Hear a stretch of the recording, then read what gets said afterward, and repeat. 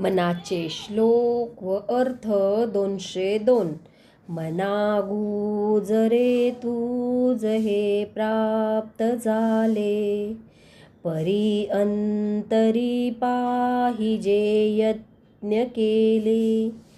सदा श्रवणे पाविजे निश्चयासी, धरी सज्जन संगती धन्य होसी.